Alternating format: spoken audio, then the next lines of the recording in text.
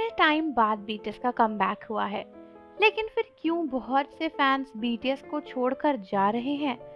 BTS के comeback के बाद कई सारी आर्मीज उनकी एल्बम से डिसअपॉइंटेड हैं एंड आर्मीज का कहना है कि बीटीएस अपनी ओरिजिनलिटी खो चुके हैं एंड अब बीटीएस भी वही आर्टिस्ट बन चुके हैं जो सिर्फ पैसे के लिए काम करते हैं। बीटीएस वो बीटीएस नहीं रहे जो अपने सॉन्ग्स को प्रमोट करना चाहते थे, अपने टैलेंट को दिखाना चाहते थे, बल्कि बस एक के-पॉप पपेट बन चुके हैं जिसको बिग हिट जैसे चाहे वैसे नचा रहा है एंड वो नाच रहे हैं। लेकिन इतनी हार्श बातें बीटीएस के लिए क्यों उनके खुद के फैंस कह रहे हैं, ये जानना आपके लिए भी ज़रूरी है अगर आप एक बीटीएस आर्मी हो तो। रिसेंटली बीटीएस की न्यू एल्बम अरिरांग रिलीज हुई है, जिसका नाम ही कोरियन ओरिजिनलिटी से रिलेटेड है। अरिरांग वो गाना जिसको कोरियंस गाया करते थे, जो कोरियंस की नेशनैलिटी को डिपिक्ट करता है, वो गाना जो हर एक कोरियन के दिल में बसा हुआ है। इतना डीप मीनिंग रखने वाली एल्बम का नाम तो इतना अच्छा है, लेकिन उस एल्बम के सारे गाने इंग्लिश में क्यों? ये सवाल कई सारे आर्मीज के दिमाग में आया है। सो एल्बम रिलीज होने से पहले बीटीएस ने कहा था कि वो अरिरांग नेम रख रहे हैं क्योंकि वो इस एल्बम के थ्रू अपनी आइडेंटिटी को लोगों तक पहुंचाना चाहते हैं। वो चाहते हैं कि वो बता पाए कि वो कौन है, वो क्या है, इसीलिए उन्होंने इस सॉन्ग का नेम रखा है अरिरांग। लेकिन जब आर्मीज ने सुना कि majority of the songs English में हैं, तो उन्हें ऐसा लगा कि बीटीएस अपनी ओरिजिनलिटी को खो चुके हैं। वो बीटीएस जो किसी के सामने कोरियन में गाने में शर्माते नहीं थे, आज उनके मेजॉरिटी सॉन्ग्स एल्बम्स के इंग्लिश में हैं, शायद इसलिए क्योंकि वो ग्लोबल मार्केट में सक्सीड होना चाहते हैं।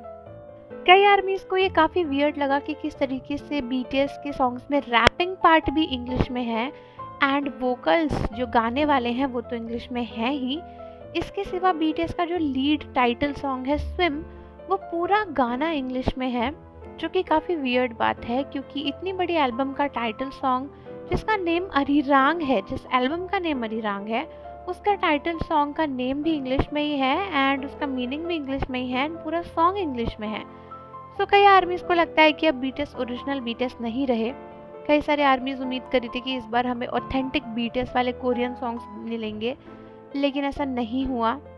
आर्मीज को लग रहा है कि बीटीएस के मेंबर सिर्फ और सिर्फ जो ग्लोबल मार्केट्स हैं उसको केटर करने के लिए इंग्लिश में गाने बना रहे हैं। बट देखो, ये पूरी सच्चाई नहीं है। कहीं ना कहीं बीटीएस ग्लोबल मार्केट्स को केटर करना चाहते हैं, लेकिन इससे भी ज़्यादा इम्पोर्टेंट है उनके लिए अपने फैंस। एंड अगर आप समझो तो बीटीएस के मेजॉरिटी फैंस कोरिया से बाहर हैं एंड ये वही फैंस हैं जो चाहते थे कि बीटीएस इंग्लिश में बात करे, लाइव आके इंग्लिश बोलें, इंग्लिश में गाने गाएं। एंड अब जब वो ये कर रहे हैं तो यही फैंस उन्हें क्रिटिसाइज कर रहे हैं। यही फैंस कह रहे हैं कि इंग्लिश में एल्बम क्यों बना दी, हमें तो कोरियन पसंद है। अरे तुम्हें कोरियन समझ ही नहीं आती है? उन लोगों ने इतने एफर्ट्स करे हैं कि इतने मास्टरपीस सॉन्ग वो लोग इंग्लिश में बना रहे हैं और गा रहे हैं। तो ये जो अटेम्प्ट्स किए हैं बीटीएस ने, ये ग्लोबल मार्केट या फिर ग्लोबल अवार्ड्स के लिए नहीं किए हैं, बल्कि अपने फैंस के लिए किए हैं। उन फैंस के लिए जो इंग्लिश सुनते हैं, जिन्हें इंग्लिश समझ आती है, उन लोगों के लिए जो बीटीएस के सॉन्ग्स इसलिए नहीं सुन पाते क्योंकि उन्हें कोरियन नहीं आती है।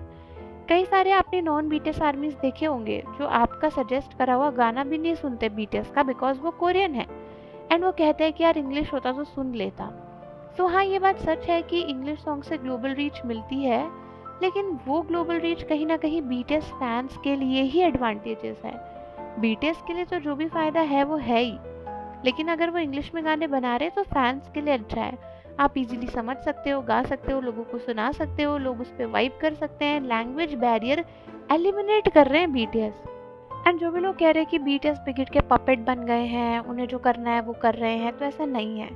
अगर इंग्लिश सॉन्ग्स के लिरिक्स सुनोगे ना जाके, आपको रियलाइज़ होगा कि कितनी ओरिजिनलिटी है। बात इंग्लिश में बोली जाए या कोरियन में, बात बोली क्या जा रही है वो ज़रूरी है। एंड इसीलिए बीटीएस के सॉन्ग्स के लिरिक्स इंपॉर्टेंट हैं, लिरिक्स की लैंग्वेज नहीं। सो इसीलिए इन हेटर्स ने अगर लिरिक्स की लैंग्वेज को छोड़ के लिरिक्स के मीनिंग पे ध्यान दिया होता ना, तो इन्हें समझ में आया होता कि बीटीएस की एल्बम में एक्चुअली में बीटीएस क्या कहना चाहते हैं। लेकिन ये लोग इतने बिजी थे बीटीएस को हेट करने पे कि ये बस लैंग्वेज तक ही पहुंच पाए, क्योंकि इसके पास इतना दिमाग तो है ही नहीं कि ये समझ पाए बीटीएस की थिंकिंग को।